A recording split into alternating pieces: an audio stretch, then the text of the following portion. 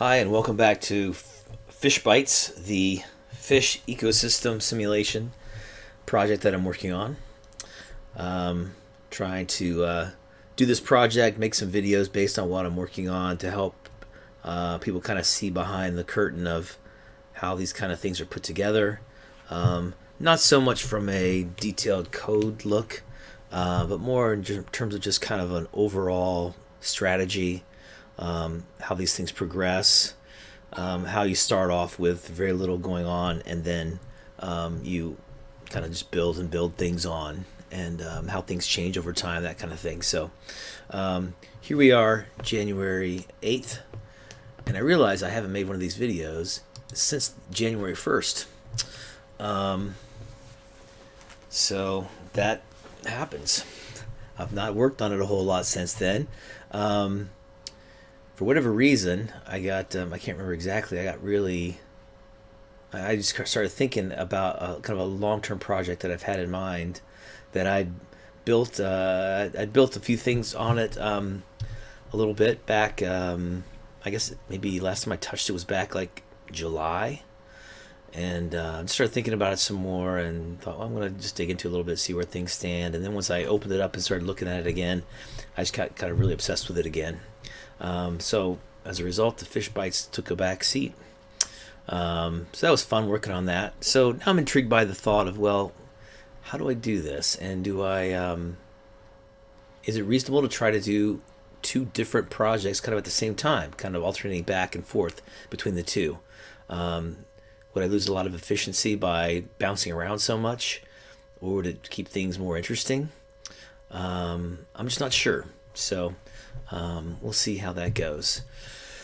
For now, maybe I'll try to do a little bit in both worlds at the same time. So that application is I'm doing another app in Unity. That's going to be a musical application. Don't want to say too much about that at this point yet, but hoping to be something that can be a tool for musicians to use to create music quickly, simply, to create backing tracks to accompany them as they practice or perform. So we'll see kind of how that develops. So as for FishBites, what you're seeing here is nothing too different. You'll notice that the baby fish are slowly growing as they eat. As they eat more plants, get more energy. It's a little bit glitchy from the frame rate. Not happy about that.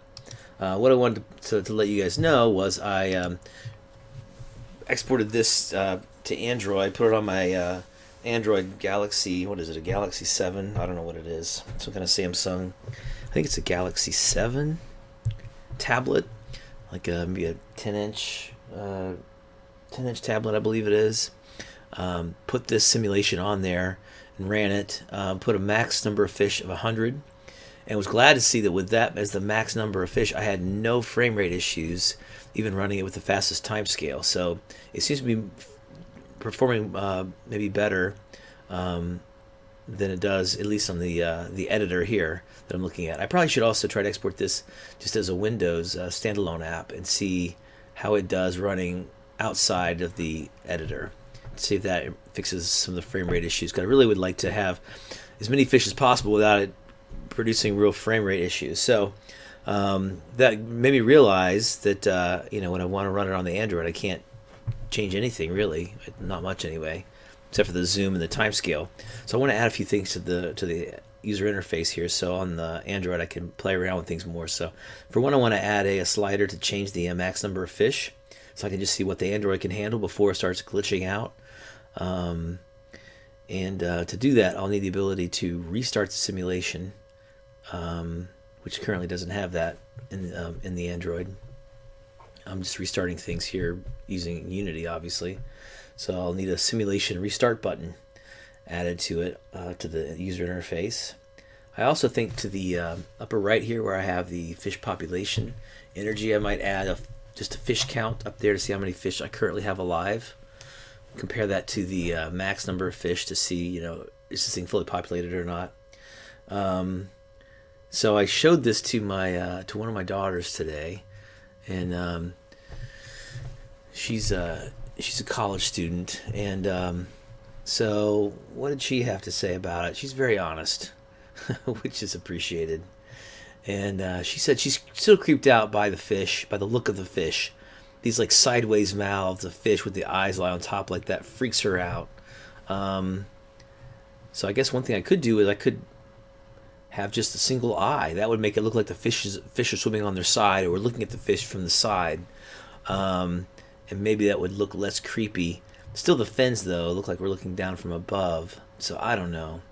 I like having the fins on the side that go in and out, showing which direction they're kind of trying to turn, and the flipping of the tail. So just not sure about that.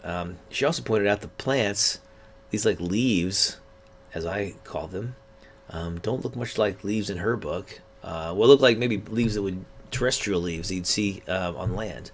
Don't look like seaweed to her, and she's right. So maybe I'll rethink kind of how these leaves look, and maybe kind of make them look more like seaweed. Whatever seaweed looks like, I don't know what seaweed looks like, except for thinking of long, slimy, just long leaves. That's so I don't know how I would do that and keep these plants kind of still, essentially with a simple circular collider. So just some stuff to think about. So anyway, that's all for today. Just wanted to kind of touch base, and I haven't forgotten about Fish Bites, but I've been intrigued by my other project lately. So we'll see kind of how I find the balance there between these two different projects in my limited amount of free time where I can work on these kinds of things. So anyway, thanks for watching, and we'll talk to you guys later. It's January 9th, and I've made a few changes to primarily the user interface on FishBites here. One thing I changed was the upper left corner. If you can see that, it's a little hard to see with the fish behind it because I want it to be transparent, but it says fish population, fish count 40. I set this simulation to start with initial fish count of 40, and then you've got the current energy count, 1639, and the moving average over the last 10 seconds is 1670. So you can kind of watch that change, and the fish count you can see is going up. Comparing the energy count to the moving average, you can see if the energy of the fish population is overall increasing or decreasing over time compared to the moving average of the last 10 seconds. So I also added a little hamburger menu down here on the bottom left. You can see that. You click the hamburger menu and you get some simulation type options. First button is to restart the simulation. I can also change the max number of fish to numbers all the way up to 200, which I think will really be bad frame rate, but I can at least test it that way on my Android devices. Or I could decrease the number of fish, max number of fish. Now, if I decrease the max number of fish, say, to a number lower than the current number of fish, it's not going to instantly kill all those fish off, but it will, when those fish die off, they won't be replaced until the number of fish gets down to be below the number of fish that I set here for the max number of fish. If I like my max number of fish setting here, I can lock it in by hitting apply changes, or I can cancel out of this little menu by just hitting the X. So that works pretty well. I do have a bug here, which is kind of crazy. If I hit restart simulation, what it does is it closes this scene in Unity, opens a new scene in Unity, which is just a dummy scene that essentially just opens, and then 1 second later it goes back to reloads this scene, which will in effect restart the simulation. So let's watch that and give that a try. So we get a black screen, and then it goes right back to the simulation, but there are no fish. And the clue to what's going on here is the fish count up here you'll see is 101. So it's not going to create the new fish that it's trying to create at the beginning of the simulation because the fish count is bigger than the maximum number of fish allowed. So real easy fix. What I'll do here is actually realize that what I needed to do is when I do a restart simulation, I need to go in and clear out the values of the current number of fish and the current number of plants. Okay, that's better. Now you can see my restart simulation method in the ecosystem script, And so you press that button and it will go here. First it closes the simulation control panel on the fish screen, and then it would load scene number 1, which is the dummy scene, which then goes back and reloads scene 0, which is this one. But this is kind of an interesting accident. I forgot that it would do this because I'm using some global variables in scene 0. I'm using some static variables. I call them static data, which I have the script is just called SD, but it's all static data. It's all the global data, and part of the global data is current fish count and current number of plants. So the current fish count was what it was in the previous simulation, and static variables are not cleared when you go from scene to scene, which is useful if you want to keep track of some things from one scene to the next. But in this case, I wanted to wipe that out, restart it, so we'll initiate new fish when we restart the simulation. So to take care of that, I just need to go in here and zero these values out.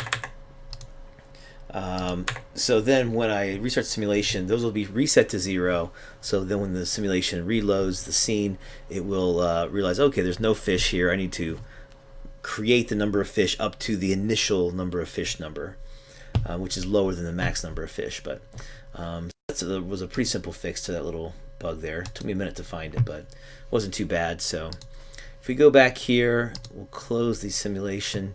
It'll recompile those scripts, and then we'll try it again to see if that took care of it for us. Okay, the script recompiled. It loaded the initial simulation when I hit play.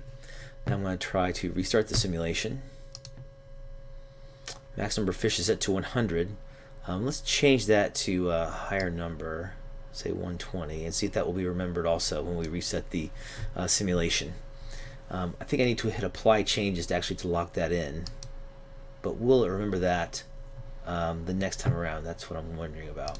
Let's try the restart simulation and see if it will actually create us some new fish this time. And there we go. So that part worked. That's good. Let's see if it remembered the fact that we changed the max number of fish. Set it back to 100. Okay, it's interesting. I'll have to see why that is. Because I theoretically would like the numbers that are set in here of how the simulation works, like max number of fish, to be retained when you restart the simulation. So I'll have to take a look into that, but it should be a pretty easy fix there. So that's where we stand so far. My next step is to take a look at that little bug, but also to change it so when I select a fish, if I can catch one, there we go, the orange fish is selected, so the camera stays centered above him. We follow him around, watch his life. What I want to do is have a UI open up maybe in the upper right hand corner that corresponds to being a fish window that's going to tell me about the selected fish. Things like what's the fish, what number of fish is this, because they're all numbered, starting at 0 and going up. Find out like how old the fish is, what his energy levels are, maybe what his state is in terms of like, is he about to lay an egg or not, is he fully grown or not, or is he still growing, those kind of things, like his age, and ultimately that'll be also a way to, I can display what are some of the other genes that the fish has in terms of like his behavioral type genes that I hope to get to at some point in the simulation. So the UI panel to display all that is what's coming next. That fish is getting weak. He's getting pretty dark. He's probably about to die. So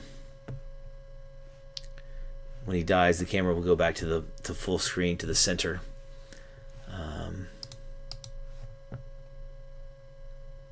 He's just not getting very much there. The plants aren't enough to withstand him. I also need to change it so the big fish can eat the little fish. That'll help these big fish out, help them stay alive a bit longer. Because right now the bigger the fish, especially the long fish, just don't have much chance to survive for very long. All right, that's all for today. Hope you enjoyed it. Thanks. So apparently if I restart this in the middle of compiling new scripts, it sometimes wigs out. And they look kind of like Sith death fish.